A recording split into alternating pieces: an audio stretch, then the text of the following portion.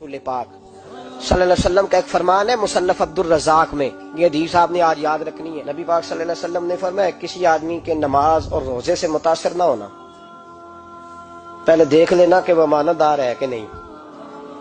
किसी के नमाज रोजे से मुतासिर नहीं होना, पहले देख लेना कि दयानतदार है कि देखना लोगों की जेबों पे कितनी नजरें डालता है। फरमाया बहुत सारे नमाज रोजे वाले धोखेबाजी करते हैं, दयानती न करें, अपने ओहदे का पास रखें, अपने मनसब का ख्याल रखें।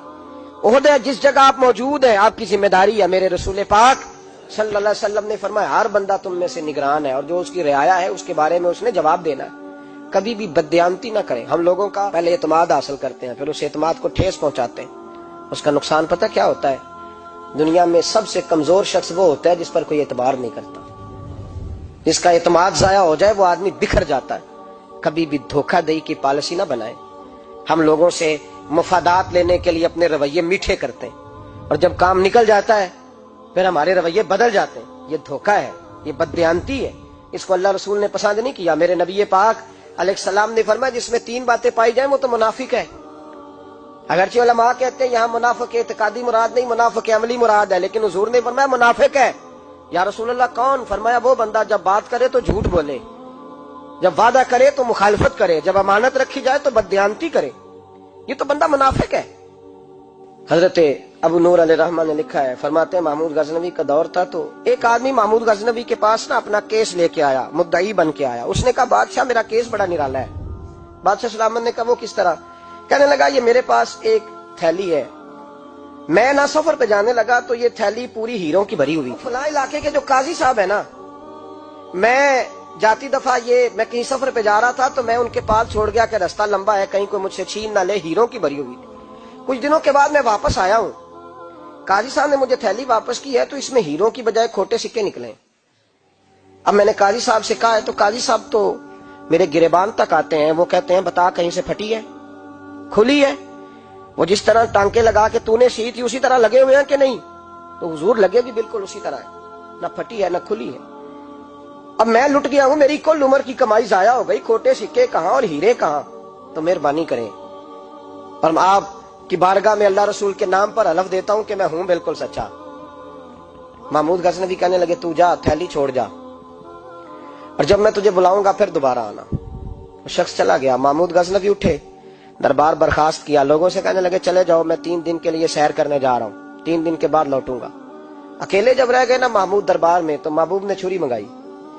वो जिस तख्त पे बैठते थे वहां गद्दा बिछा हुआ था, ये गद्दा पड़ा ना, गद्दा बिछा हुआ था। महमूद ने छुरी के साथ उसको फाड़ डाला और छुरी जेब में रखी निकल गए। कहने लगे मेरे बाद कोई मेरे दरबार वाले इहाते में दाखिल ना हो। महमूद चले गए। अब वो सफाई करने वाला जब आया ना, उसने आके देखा तो गद्दा तो फटा हुआ है। उसने शोर डाल दिया, पहरेदार भी आ गए, फलां साहब भी आ गए, फलां साहब। उसने कहा ओ खुदा के बंदो उसका गद्दा फट गया है, वो तो मार डालेगा। उसने कहा था सिवाय सफाई और निगरानी वाले के दूसरा आए कोई ना, और यहाँ आया भी कोई नहीं। पहले दिन ही फटा हुआ है तो लटका देगा सबको, क्या करें? शोर हो गया, सारे दरबार के मुलाजिमीन इकट्ठे हो गए। एक बंदा बोला, कहने लगा फिक्र न करो, मैं कैसे बंदे को जानता हूँ, इस तरह सिएगा कि जिसने फाड़ा होगा उसे भी पता नहीं चलेगा कहां से फटा था। ऐसा बेहतरीन रफू करेगा कि पता भी। उसने कहा यार हम सारे एक एक महीने की तनख्वाह देते हैं, तू बंदा बुला। वो बुला लिया उसको, उसका नाम मोहम्मद रफूगर था। वो आया, उसको गद्दा दिखाया, उसका यार इस तरह सीना पता ना चले। उसने कहा फिक्र ही ना करो, मैं बड़ा कारीगर हूँ। बड़े बड़े कारीगर लोग नहीं हमारे मुल्क में पाए जाते, कोई निशान छोड़ते हैं पीछे? बड़े कारीगर का पैसे होने चाहिए, बड़े बड़े कारीगर बंदे। आप यकीन करें ऐसा ऐसा फलसफा, ये उम्रा इबादत है ना, सरकार दो आलम सल्लल्लाहु अलैहि वसल्लम की बारगाह की हाजिरी बड़ी नेमत है ना। तो सऊदी गवर्नमेंट ने पाबंदी लगा दी, खैर उनकी भी ज्यादती है। इस तरह की पाबंदियां शरीयत इस्लामिया में जायज नहीं। अल्लाह के घर मुसलमान जब चाहे जा सकता है, लेकिन वो कहते हैं जी 2000 रियाल दे जिसने 2 साल बाद भी आना है। उन्होंने पाबंदी लगाई तो हमारे एजेंटों ने भी कई खास ट्रेनिंग हासिल की हुई है, पता नहीं कहां से सीख के आए, उन्होंने भी रास्ता निकाल लिया। 1 साल से मैंने कहा कि जनाब वो 2000 रियाल लग गया तो क्या करना? कहने कोई मसला नहीं, पासपोर्ट नवा बनवा लो, गुंजाइश है, यानी हर शय का हल है। तो मैंने कहा यार अब उमरा करने जाते वक्त भी बंदा धोखा दे के जाए, अल्लाह के घर जाते वक्त भी इस तरह की हरकत करे, क्या हाल हो गए? हर चीज का लोगों ने हल निकाल लिया, हर चीज का लोगों ने स्टाइल बना ली। ऐसा न करें, ये दुरुस्त नहीं। अहमद रफूगर कहने लगा इस तरह सीऊंगा कि फाड़ने वाले को भी पता नहीं। उनका पैसे ले यार तू सी दे। उसने सीधी अगले शाम ही ला के बिछा दिया गद्दा। तीसरे दिन बादशाह सलामत आए, आके पहली नजर गद्दे पे डाली। उसने बुलाया सब मुलाजिमीन को, कहा किसने सिया है? कहा जनाब क्या हुआ?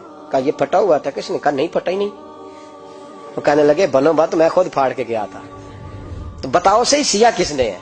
कहा जनाब आप फाड़ के गए थे तो बताया क्यों नहीं? फरमाने लगे इसीलिए तो बताया नहीं था कि तुम खुद तहकीक कर लो, बुलाओ बताओ सिया किसने। तो बुला लिया, अहमद रफूगर आ गया। उसको जब बुला के सामने बादशाह खड़ा किया, कहा भाई तूने सिया है? कहने लगा हुजूर आपके सारे मुलाजम इकट्ठे होके आए थे, मेरी गलती कोई नहीं। कहा नहीं यार तू बड़ा कारीगर है, मैंने अपने हाथ से फाड़ा था पर मुझे भी नहीं पता चल रहा कहां से फटा था। अच्छा ये बता ये थैली जो है ये भी तूने सी थी? उसने कहा जी आपके खादम का ही कारनामा है, वो फलाने इलाके के काजी साहब आए थे, इसमें से हीरे निकाल के तो खोटे सिक्के भरे थे, तो मुझे भी थोड़ा सा हिस्सा मिला था। महमूद ने सारे गवाह भी इकट्ठे कर लिए, सबूत भी इकट्ठे कर लिए। फिर काजी को बुलाया, पहले सारे सबूत और गवाह केस हल कर लिया। फिर हमारे यहाँ ये हाल होता है कि मुदई 2-3 हफ्ते के बाद खुद ही हाथ बांध जाता है, कहता तुसी मेरी जान छड़ो, मुझे फड़ो पावे ना पड़ो। वो कहता है मुझे माफी दो, मैं रहा। जुल्म है ना, जुल्म ज्यादती है कि जो बेचारा इतने सवाल मुजरम से नहीं होते जितने मुदई से होते। अब यकीन करें इतने सवालात होते, बेचारा हफ जाता है। ये तरीका दुरुस्त तो नहीं, एक लुट गया और दूसरा तरह तरह के सवालों के जवाब देता फिरे बेचारा। सारे सबूत इकट्ठे करके काजी साहब को बुलाया, तन्हाई में ले जाके महमूद गजनवी ने कहा काजी साहब आपसे गलती हो गई, गरीब आदमी था, वो लुट गया है, उसने तो बड़ी मुश्किल से कुछ हीरे जमा किए थे और उसकी कुल कायनात थी, तो आप उसका माल उसे दे दे, बात खत्म। काजी साहब कहने लगे आप मुझ पे इल्जाम लगा रहे हैं, सवाल ही नहीं पैदा होता। आप मेरी दाढ़ी देखें, आप मेरा एजाज देखें, दुनिया जानती है मैं। काजी साहब इंसान भूल ही जाता है, बंदा भूल जाता है, गलती होगी माल ने। कहा नहीं सब, कहा मैं तन्हाई में पूछ रहा हूँ, मैं उस वक्त पूछ रहा हूँ जब दूसरा मौजूद कोई नहीं। आज तौबा कर ले, मैं कुछ नहीं कहूंगा, तू मेरी जुबान पे एतबार कर, तुझे पता है मैं जो कहता हूँ उस पे अमल भी करता हूँ, बाज आ जा। पर काजी ने कहा नहीं मेरी गलती कोई नहीं। महमूद ने फिर भरे दरबार में बुला लिया, मजमा-ए-आम में। मोहलत के दिनों में जो तौबा कर ले वो बच जाते हैं, लेकिन लोग रुस्वानियों के दिनों में फिर वापस लौटते हैं अगला घर देख के, फिर हालात और तरह के हो चुके होते हैं। जब भरे दरबार में काजी को बुलाया, भाई तू मानता है कि नहीं? उसने कहा नहीं। तो कहा बुलाओ अहमद रफूगर को। जब अहमद रफूगर आया तो बूढ़े काजी की टांगे कांपने लगी, जुमले टूटने लगे, लफ्ज जमीन पर गिरने लगे, बात सही नहीं होती, जुबान लड़खड़ाने लगी। महमूद कहने लगे काजी मैंने तुझे कहा था वहां मान जा बात, अब भरे दरबार में बोल। तो जब काजी साहब की गर्दन खुद ब खुद झुक गई तो दुनिया समझ गई। कहा निकल जा मेरे दरबार से। महमूद बोले निकल जा, इतनी तुझे इज्जत दी, इतनी बड़ी तनख्वाह दी, काजी बनाया, और ये छोटी सी रकम के लिए, थोड़ी सी रकम के लिए तो बददियानत हो गया, चल चला जा, निकल। काजी दरबार से निकला तो लोग लानतें बरसाने लगे। कल जो दुकानें छोड़ के सलूट करने आते थे वो कहने लगे इसकी उम्र देखो, इसके काम देखो, देखो इसने क्या किया। घर गया, बच्चे जिनके लिए पाप कमाया था, जिन्ना ली तू पाप कमाए हुन किथे नहीं हो तेरे घर दे, वो बच्चे कहने लगे अब्बा जी हम तो स्कूल मदरसा जाने के काबिल नहीं रहे, उम्मीद थी कि बीवी साथ देगी। वो कहने लगी मैं मेके कैसे जाऊंगी, गली की औरतें तरह तरह की बातें बनाती हैं। और भाई कामयाबियों के बड़े सरबराह होते हैं, कोई कामयाब हो जाए तो सारे कहते हैं मेरी सपोर्ट से हुआ है, नाकामियां हमेशा यतीम होती हैं, नाकामियों का कोई सरबराह नहीं होता। जब तक तो काजी था तो बड़े बात थी, हर बंदा कहता था रिश्तेदार है, रुसवाई हो गई तो वो तेरी आंख हो या संगे मलामत की चुभन, कौन पहुंचा है मेरे दर्द की गहराई तक। दौरे शोहरत में तो यारों ने किया याद बहुत, साथ आया ना कोई कूचे रुसवाई तक। और मियाँ साहब कहने लगे सारी उम्र ही आटा गुद्दा है, मैं लखा कीते नहीं पेड़े, अब वक्त आया ही ते मोहम्मद बख्शा कोई नहीं हूं बैठा नेड़े। हालात ही बदल गए।